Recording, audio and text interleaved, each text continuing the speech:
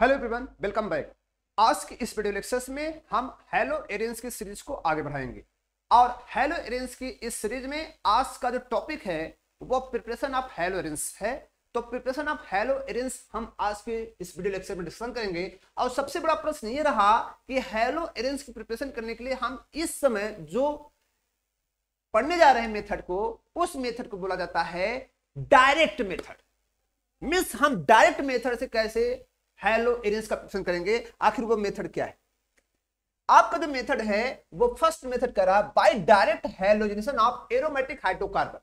मतलब हमें क्या करना है, डायरेक्ट हैलोजनेशन करना है एरोमेटिक हाइड्रोकार्बन। मतलब एरोमेटिक हाइड्रोकार्बन में हैलोजन को पुट करना है और प्रोडक्ट बन जाना है। ऐसा कुछ होता है। आखिर क्या किया जाता है? किया यह जाता है कि एज्यूम करो कि ये एरोमेटिक हाइड्रोकार्बन है, एरोमेटिक हाइड्रोकार्बन बेंजीन आता है। हमने बेंजीन में क्या किया, बेंजीन के साथ हैलोजन को ट्रीट किया in the presence of catalyst. ये ध्यान दें कि इस डायरेक्ट मेथड में जो कैटलिस्ट का इस्तेमाल किया जाएगा, वो जो कैटलिस्ट आपको होगा या तो क्या होगा बताओ, वो जो कैटलिस्ट आपको होगा वो आयरन होगा, ठीक है, या तो क्या होगा FeCl3 होगा, फेरिक क्लोराइड होगा, या एल्युमिनियम क्लोराइड होगा, जो कि क्या होता है एक प्रकार का ये लेविस एसिड टाइप के कैटलिस्ट होते हैं। इन कैटलिस्ट का हम इस्तेमाल करेंगे और ये कैटलिस्ट क्या कर देते हैं, इस बेंजीन को जो कि एरोमेटिक दिख रहा है, इस बेंजीन को किसमें कन्वर्ट कर देते हैं, हेलो बेंजीन में। किसमें कर देते हैं, हेलो बेंजीन में कन्वर्ट कर देते हैं। और जो आपका हेलो बेंजीन होता है उसको हम कह सकते हैं हेलो एरिन। तो ये हेलो बेंजीन जो आपका होता है वह हेलो एरिन्स में चला जाता है। यहां पर सबसे मैं इजिली आपको बताना चाहता हूं कि जो डायरेक्ट मेथड होता है, इस डायरेक्ट मेथड में जो हैलोजिनेशन होता है वह इजिली किसका होता है, chlorination and bromination. Chlorination and bromination easily possible. Chlorination and bromination are easily possible. मतलब जब हम यहाँ पर हैलोजन प्लस में किसको करते हैं, क्लोरीन का इस्तेमाल करते हैं, तो यहाँ पे किसका फॉर्मेशन होता है, क्लोरोबेंजीन। क्या होता है, क्लोरोबेंजीन, जो कि क्या होता है, क्लोरोबेंजीन भी क्या होता है, हेलो एरेंस होता है। अगर हम ब्रोमिनेशन करते हैं, ये हमारा FeCl3 कैटलिस्ट होता है, यहां पर हम किसी एक कैटलिस्ट का इस्तेमाल कर सकते हैं, तब क्या बनता है बताओ, ब्रोमोबेंजीन बनता है। क्या बनता है, ब्रोमोबेंजीन बनता है। तो यहां पर जो ये रिएक्शंस प्रोसीड होता है इस डायरेक्ट मेथड में, इसकी अगर मैकेनिज्म की हम बात करें, मींस डायरेक्ट मेथड से हम इजीली किसको प्रिपेयर कर सकते हैं, क्लोरोबेंजीन को और ब्रोमोबेंजीन को। दैट इज क्या कर सकते हैं, chlorination and bromination of benzene. तो chlorination and bromination of benzene, presence of Lewis acid catalyst such as FeCl3 and ACl3 that is aluminum trichloride, then formation of chlorobenzene and bromobenzene। अगर हम chlorine का इस्तेमाल करें chloro बनेगा, bromine का इस्तेमाल करेंगे तो ब्रोमो बनेगा। अब हम बात करेंगे इसके मैकेनिज्म की। किसकी बात करेंगे, इसके यहाँ पर हम मैकेनिज्म का बात करेंगे। इसका मैकेनिज्म क्या कहता है, इसका मैकेनिज्म यही कहता है हैलोजिनेशन ऑफ एरोमेटिक हाइड्रोकार्बन इस type of electrophilic substitution reaction. ये क्या होता है, एक types of electrophilic substitution reactions होता है। और ये जो रिएक्शंस होता है डिफरेंट स्टेप में प्रोसीड होता है। इसका जो फर्स्ट स्टेप होता है, स्टेप जो फर्स्ट होता है, इस स्टेप फर्स्ट में इलेक्ट्रोफाइल का फॉर्मेशन होता है। किसका फॉर्मेशन है, formation of electrophile, formation of electrophile. तो इलेक्ट्रोफाइल का फॉर्मेशन होता है, किसका फॉर्मेशन होता है, इलेक्ट्रोफाइल का, दैट इज हैलोनियम। हैलोनियम किसका फॉर्मेशन होता है, हैलोनियम। हैलोनियम मतलब क्या होगा, X+। क्या होगा, X+ होगा। अगर चलो मान लो अगर ये हमारा क्लोरीन होगा तो क्लोरीनियम होगा, और अगर ब्रोमीन होगा तो ब्रोमियम होगा। मतलब यहाँ पे जो इलेक्ट्रोफाइल्स होंगे, अगर यही X+ पे क्या होगा, क्लोरीन होगा, तो इसका नाम होगा क्लोरियम, क्लोरियम होगा। अगर ब्रोमीन होगा तो क्या नाम होगा इसका, ब्रोमियम। क्या होगा, ब्रोमियम होगा। तो चलिए बताइए हम क्या करते हैं। तो इसमें जो फर्स्ट स्टेप होता है, जो क्लोरीन होता है, जो क्लोरीन होता है, ये आपको दिख रहा होगा, क्लोरीन को हम क्या करते हैं, लेविस एसिड का इस्तेमाल करते हैं, जो कैटलिस्ट का काम करता है। तो चलिए मान लेते हैं हमने किसका इस्तेमाल किया, एल्युमिनियम ट्राइक्लोराइड का। तो एल्युमिनियम ट्राइक्लोराइड में 3 क्लोराइड एटम्स होते हैं, 3 क्लोराइड एटम होते हैं। और जो ये आपका क्लोरीन होता है, इसके पास क्या होते हैं, हर एटम के पास 3 लोन पेयर होते हैं। बोलो होते कि नहीं। अब प्रश्न रहा दूसरा कि जो एल्युमिनियम ट्राइक्लोराइड होता है ये इलेक्ट्रॉन डिफिशियंस होता है, इसका p ऑर्बिटल वैकेंट होता है। ये इलेक्ट्रॉन डिफिशियंस होता है जो कि लेविस एसिड का काम करता है। अब रहा प्रश्न, ये जो क्लोरीन होता है इसका जो लोन पेयर होता है, इसका वैकेंट ऑर्बिटल। तो ये लोन पेयर और ये बैकेंट ऑर्बिटल के बीच क्या होने लगता है, एक इंटरेक्शन होने लगता है। और ये लेविस एसिड सामने किसका काम करने लगता है, लेविस बेस का। और लेविस बेस मींस होता क्या है, जो अपने लोन पेयर किसको डोनेट करते हैं, लोन पेयर डोनर क्या करते हैं, लेविस बेस, एंड एक्सेप्टर क्या होता है, लेविस एसिड। अब इस इंटरेक्शन की वजह से ये क्लोरीन का जो झुकाव होता है एल्युमिनियम साइड हो जाता है, और एल्युमिनियम साइड होने की वजह से ये जो कोवैलेंट बॉन्ड होता है क्लोरीन क्लोरीन का, उसका बॉन्ड लेंथ क्या होता है, बढ़ने लगता है। और बढ़ते बढ़ते क्या होता है, ये क्लोरीन का बॉन्ड ब्रेक कर जाता है और ये पूरा बॉन्ड लेकर ये इस क्लोरीन साइड चला जाता है और क्या बना देता है, यहां पे जो फॉर्मेशन हो जाता है, ये बॉन्ड क्लोज करेगा तो यहां पे बन जाएगा Cl पे क्या आ जाएगा, पॉजिटिव, जिसको बोलेंगे क्लोरीयम।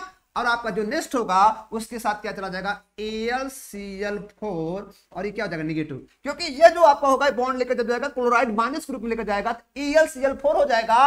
और यहां पर हमारा ये क्लोरीयम क्या हो जाएगा, इलेक्ट्रोफाइल। तो यहां पर इलेक्ट्रोफाइल का फॉर्मेशन हो गया। तो फर्स्ट स्टेप में क्या हुआ बताओ, जो क्लोरीन है वो क्या कर रहा है, एसिड बेस रिएक्शन कर रहा है, और एसिड बेस रिएक्शन करके क्या बना रहा है, हैलोनियम आयन, दैट इज क्लोरीन के रिस्पेक्ट में क्या बनेगा, क्लोरियम आयन, क्या बनेगा, क्लोरीन आयन।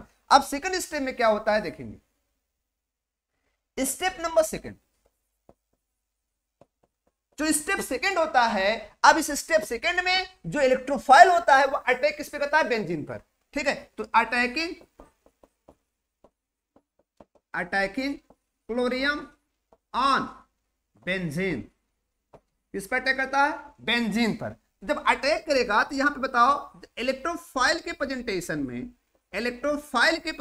में आपको समझ सकते हैं कि ये जो क्लोरीन एक इलेक्ट्रोफाइल है। अब जब क्लोरीन एक इलेक्ट्रोफाइल है तो इसका मतलब इसके प्रेजेंटेशन में जो बेंजीन में होगा वो जो बॉन्ड का क्लीवेज होगा वो होमो होगा, हेट्रो बॉन्ड क्लीवेज होगा।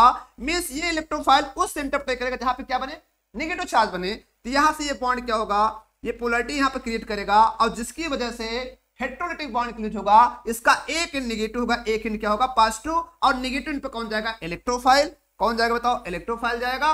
और जब इलेक्ट्रोफाइल इस नेगेटिव एंड पर जाएगा तो क्या बना देगा, यहाँ पे क्लियर करें, यहाँ पे क्या बन जाएगा, यहाँ पर क्लोरीयम आपका क्लोरीन आ गया, यहाँ पे क्या बन गया, पॉजिटिव चार्ज। और साथ आप सबको पता है इस बेंजीन के पास हर कार्बन पर एक हाइड्रोजन होता है, यहाँ पे क्या होगा, एक हाइड्रोजन होगा, क्या होगा, हाइड्रोजन होगा। ये बताओ क्या हो गया, ये टर्म हो गया, दैट इज, यहाँ पे हम कह सकते हैं यहाँ पर इलेक्ट्रोफिलिक एडिशन हुआ, इलेक्ट्रोफिलिक एडिशन हुआ।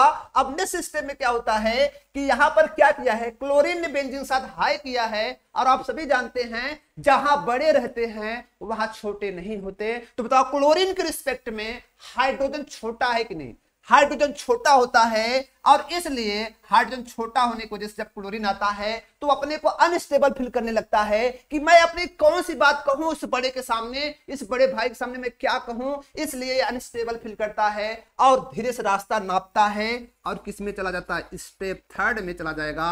और यहाँ पे क्या हो जाएगा, डीप्रोटोनेशन कर जाएगा, डीप्रोटोनेशन कर जाएगा। और जब डीप्रोटोनेशन वो करेगा तो क्या करेगा, देखते हैं। डीप्रोटोनेशन जब करेगा तो क्या होगा, यहाँ पे डीप्रोटोनेशन होगा किसका, हाइड्रोजन का। तो जब डीप्रोटोनेशन हाइड्रोजन करेगा तो किसके साथ करेगा, हमारा बना हुआ क्या है, AlCl4 माइनस होता है, और यहां से डीप्रोटोनेट करेगा तो क्या होगा बताओ, डीप्रोटोनेशन की वजह से यहाँ पे क्या हो जाएगा बताओ, एक प्रोडक्ट आपका बनेगा जिसका नाम होगा क्लोरोबेंजीन। क्या होगा, क्लोरोबेंजीन। यहाँ पे क्लोरोबेंजीन आपका हो जाएगा Cl, और यहाँ पर जो बनेगा S और Cl माइनस, यहाँ से क्या बाहर निकल जाएगा HCl, और प्लस क्या होगा AlCl3, AlCl3 का फॉर्मेशन हो जाएगा। अब कहेंगे सर इसको मैं शॉर्ट में ही दिखा देता, मतलब मैं इसका इस्तेमाल नहीं करता। मैं जनरली ये ध्यान दें कि जब ये S+ गया तो हुआ क्या, यही H+ आप जो देख रहे हैं ये H+ किससे रिएक्शन कर रहा है, AlCl4 से, और क्या बना दिए, HCl बाहर हो गया, AlCl3 बाहर हो। मींस ये आपका जो प्रोडक्ट बना ये कितने स्टेप गया, थर्ड स्टेप में क्या होता है, डीप्रोटोनेशन हुआ, डीप्रोटोनेशन हो गया। किसका डीप्रोटोनेशन हो गया बताओ, आप खुद देख रहे हैं जिस पोजीशन का क्लोरीन था। तो मींस जब डीप्रोटोनेशन हुआ तो एक इलेक्ट्रोफाइल बाहर गया, नहीं बताओ, ये किस रूप में बाहर जा रहा है, H+ के रूप में बाहर जा रहा है, और यही H+ किससे रिएक्शन कर रहा है, AlCl4 के साथ रिएक्शन कर रहा है। क्या बना रहा है बताओ, HCl प्लस क्या बना रहा है, AlCl3, ये फॉर्मेशन हो रहा है। तो यहां पर जो प्रोडक्ट हुआ, ये जो H+ है, क्या ये इलेक्ट्रोफाइल काम नहीं कर रहा, एक इलेक्ट्रोफाइल काम कर रहा है, तो बताओ एक इलेक्ट्रोफाइल जुड़ा जिसका नाम क्लोरीन था और एक इलेक्ट्रोफाइल क्या हुआ, रिमूव हुआ। तो इस टाइप के रिएक्शन को क्या बोलते हैं, इलेक्ट्रोफिलिक सब्स्टिट्यूशन रिएक्शन बोलते हैं। क्या बोलते हैं, इलेक्ट्रोफिलिक सब्स्टिट्यूशन रिएक्शन कहते हैं। तो ये जनरली ये जो पॉसिबिलिटी है ये दो रिएक्शन पर काम करती है। वो कौन कौन से रिएक्शन बताओ, ब्रोमिनेशन एंड क्लोरीनेशन। किसमें काम करती है, क्लोरीनेशन और ब्रोमिनेशन। इसका मतलब हम क्लोरीन और ब्रोमीन को बेंजीन के साथ मिक्स करके कोई सुटेबल कैटलिस्ट फेरिक क्लोराइड और एल्युमिनियम क्लोराइड का इस्तेमाल कर दें तो हमें क्या मिल जाएगा, हेलो बेंजीन, जिसको हेलो एरिन्स कहते हैं, डायरेक्टली मिल जाएगा। लेकिन प्रश्न ये बनता है, यहां पर नेक्स्ट प्रश्न ये बनता है कि डायरेक्ट आयोडीनेशन नहीं होता, डायरेक्ट आयोडीनेशन नहीं होता। अगर हम चाहें कि ये रिएक्शंस करा दें, ये आपका बेंजीन है और किसका आयोडीनेशन करा दें, तो ये डायरेक्ट नहीं होता। क्यों नहीं होता, आपका ये तो बनेगा जरूर, आयोडोबेंजीन आपका बनेगा जरूर, लेकिन इसके साथ क्या बनेगा, हाइड्रोजन आयोडाइड होगा, जो कि रिवर्सिबल रिएक्शन शो करेगा। और रिवर्सिबल रिएक्शन शो करने की वजह से, इस रिवर्सिबल रिएक्शन शो करने की वजह से इसको हम डायरेक्टली प्रिपेयर नहीं कर सकते। मतलब मींस यहां पर कुछ और अलग से हम किसी रीजन का इस्तेमाल करेंगे जिससे इसके रिवर्सिबल को किस में बदला जा सके, इरिवर्सिबल में। आखिर किस रीजन का इस्तेमाल करते हैं, जिसको बोला जाता है ऑक्सीडाइजिंग एजेंट। हम कुछ ऑक्सीडाइजिंग एजेंट का इस्तेमाल करेंगे। ऑक्सीडाइजिंग एजेंट में कौन कौन होंगे, वो ऑक्सीडाइजिंग एजेंट होंगे nitric acid and iodic acid. Nitric acid होगा और क्या होगा, आयोडिक एसिड होगा। मतलब हम आयोडिक एसिड का इस्तेमाल कर सकते हैं और नाइट्रिक एसिड का इस्तेमाल कर सकते हैं। तो हम इस समय नाइट्रिक एसिड के रिस्पेक्ट में आपको बताते हैं आखिर करता क्या है। नाइट्रिक एसिड एक ऐसा रिएजेंट होता है जो ये हाइड्रोजन आयोडाइड बनता है, उस हाइड्रोजन आयोडाइड को क्या कर देता है, ये हाइड्रोजन आयोडाइड को कन्वर्ट कर देता है किसमें, आयोडीन में। किसमें कन्वर्ट कर देता है बताओ, आयोडीन में। मतलब I2 में कन्वर्ट कर देता है और NO2 आपका नाइट्रोजन डाइऑक्साइड होता है और H2O बाहर हो जाता है। इसको हम बैलेंस कर लेते हैं। इसको जब आप बैलेंस करेंगे तो ये क्या करता है, इसका 2 मोल, इसका 2 मोल, कितने हो गए बताओ, आयोडीन आपका बन गया, ये 2 मोल नाइट्रोजन डाइऑक्साइड बनता है, 2 मोल क्या बनता है, वाटर। अब बताइए अगर हम इस रीजन का इस्तेमाल कर देंगे कि जो हाइड्रोजन आयोडाइड बनता था उसे, उस हाइड्रोजन आयोडाइड को डिकम्पोज तुरंत किसमें कर देगा, I2 और HNO।